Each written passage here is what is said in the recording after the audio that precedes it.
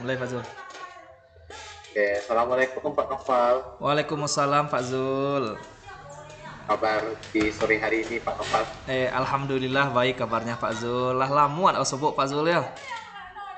Sudah lama sekali rasanya Pak. Dengar kabar Pak Zul kemarin sudah dari liburan dari Padang ya Pak Zul ya. Ya, Alhamdulillah kemarin dapat kesempatan liburan ke Padang.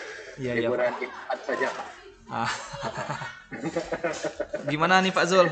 Kok kelihatannya agak kusam Pak Zul sekarang nih?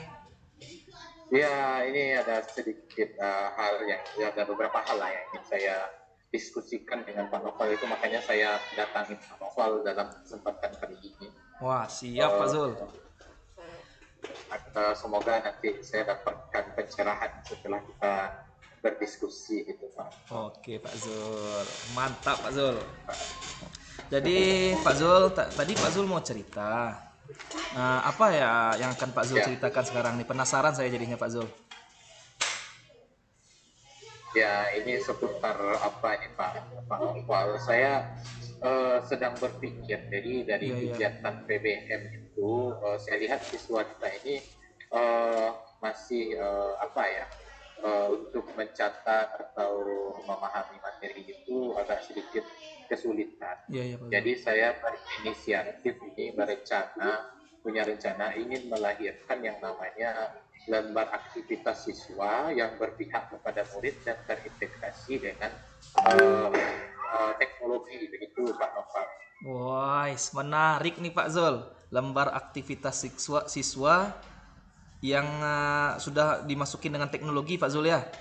Ya betul, Hmm, karena nanti saya membayangkan itu LKPD itu sudah ada QR code-nya sehingga mereka bisa akses ke YouTube atau ke hmm. ke blog Iya gitu iya Pak Zul. kira-kira. Pak Zul, gimana gambaran LKPD digital tuh Pak Zul? Boleh Pak Zul ceritakan Pak Zul? Jadi LKPD yang saya rencanakan itu Pak Noval, ini adalah LKPD tipenya itu reading guide. Ya. Artinya LKPD ini akan membantu siswa atau sebagai guide bagi siswa untuk membaca. Nah, jadi saya punya gambaran agar nanti siswa kita ini aktif Pak Noval dalam Iya iya. kegiatan belajar. Jadi LKPD-nya ini saya rancang hanya menyiapkan subtema dan tema dan subtema. Untuk melengkapi materi itu mereka harus scan dulu QR code-nya tadi Hmm. itu sehingga terkoneksi kepada YouTube, kepada link berita atau kepada materi-materi yang sudah ada di Google Site itu atau di blog. Itu mungkin Pak Noval gambaran saya, sehingga nanti mereka ketika melihat indikator materi tersebut dia langsung scan dan dia dapatkan informasi yang harus dia lengkapi di LKS tadi dari YouTube gitu. Wah, iya menarik nih Pak Zul. Perencanaan yang sangat menarik untuk kedepannya Pak Zul ya. Ini rancangan untuk berapa bulan ke depan nih Pak Zul?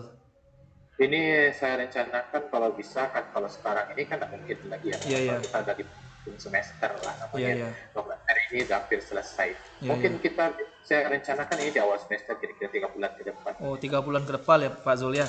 Hmm. Ya, Nanti dari kegiatan tersebut, capaian apa yang bisa didapat siswa dan guru tuh Pak Zul? ya, saya harap dari capaiannya itu tentu yang pertama ada pola belajar siswa yang berubah. Tadi siswa kurang aktif, dengan adanya LKPD ini dia bisa lebih aktif lagi karena sumber belajar yang kita tawarkan ini sudah beragam sekali. Jadi dia bisa scan QR bagi anak yang audio visual, dia bisa lihat nanti tautannya ke YouTube. Bagi anak yang visual nanti sudah kita siapkan juga di Google Site, sehingga saya berharap nanti kebutuhan belajar mereka ini bisa terpenuhi. Begitu kira-kira Pak Noval. Jadi manfaat bagi siswa, kegiatan belajarnya terpenuhi, manfaat bagi guru, tujuan pembelajaran itu bisa tercapai. Oh, yes, bagus Pak Zul. Mantap Pak Zul. Ketika Pak Zul melakukan perencanaan yang sangat mantap ini Pak Zul untuk murid dan guru, ukurannya apa Pak Zul nanti itu? Tercapai apa enggak Ukuran tercapainya gitu? Ya, ukuran dikatakan perencanaan saya ini tercapai, tentunya ada perubahan dari cara belajar siswa tadi. Dari awalnya mereka belajarnya kurang baik, mereka belajarnya masih ogah-ogahan, berubah menjadi belajar itu yang menyenangkan. Kira-kira begitu, Pak. Jadi ketika mereka sudah menganggap belajar itu menyenangkan, tentu mereka akan mudah mencerna materi-materi yang kita ajarkan. Itu menurut saya, Pak Novel. Oh, berarti nanti pasti ada pola ya Pak Zul ya, pola perubahan baik dari Ya, nilainya, dari ya, sikapnya, dari perilakunya tuh Pak ya. Zul ya. Bisa Pak Zul ceritakan gitu Pak Zul? Ya, kalau dari segi nilai tentu nanti akan ada penambahan. Misalnya kalau dia awalnya nilainya cuma pas KKM, tentu ada peningkatan. Kalau dari sikap, sikap juga perlu bisa kita nilai dari LKS ini. Salah satunya adalah bagaimana dia bekerja itu secara mandiri. Lalu ada sikap kemandirian, ada sikap tanggung jawab, di mana dia siswa kita ini menyiapkan LKS itu sesuai dengan waktu yang sudah kita tentukan. Lalu dalamnya juga ada kreativitas. Kenapa saya katakan kreativitas? Karena mereka kita tuntut membuat atau melengkapi sub materi. Jadi kita tadi kan hanya kasih indikator. Materinya dia yang merumuskan sendiri. Jadi isi LKS itu menggunakan bahasa buku, bukan menggunakan bahasa guru. Iya, iya, Nah, iya. itu Oh, ya jadi, mah. itu yang saya harapkan. Ya mantap ya Pak Zul ya. Jadi Pak Zul ketika akan melakukan perencanaan kegiatan Pak Zul tadi, apa saja yang Ya, dibutuhkan alat-alatnya itu Pak Zul? Atau bahan-bahannya? tentu yang paling utama adalah PC ya, karena kita akan membuat buku, kita butuh laptop. Iya, iya. Lalu jaringan internet, karena kita juga butuh nanti untuk membuat YouTube dan Google Site-nya tadi. Lalu selanjutnya yang kita butuhkan adalah referensi dari materi-materi yang akan kita angkat ke LKS dan ke YouTube atau Google Sheet atau blog yang akan kita tautkan ke lembar kerja kita tadi itu. Itu Ya. mungkin yang kita butuhkan. Iya Pak Zul, tadi sudah dilihat beberapa alat-alat yang akan dibutuhkan. Selanjutnya Pak Zul, ketika kita membuat perencanaan kan, kita butuh dukungan. Seperti apa aja dukungan dari guru, dari kepala sekolah, komite, dan murid tersebut Pak Zul? Ya, yang paling utama pertama adalah saya butuh dukungan dari rekan KKG saya di sekolah, rekan KKG guru ekonomi. Kenapa saya butuh? Karena saya tidak bisa berjalan sendiri. Kita butuh diskusi, kita butuh penguatan-penguatan dari setiap sektor. Karena kalau kita hanya berjalan sendiri, Pak Opal, Iya, ini iya. akan cukup berat karena kita akan membuat lembar kerja. Tentu di sini ada tim yang harus saling support di dalamnya. Yang kedua, kita juga butuh siswa kita ajak belum mau untuk mengerjakan ini. Ketika siswa kita itu tidak satu visi dengan kita, sebaik apapun kita merancang ini, Pak Nopal, saya pikir ini akan menjadi satu hal yang sia-sia kalau mereka tidak terlibat. Terakhir, kita butuh juga dukungan dari stakeholder, unsur pimpinan, karena unsur pimpinan adalah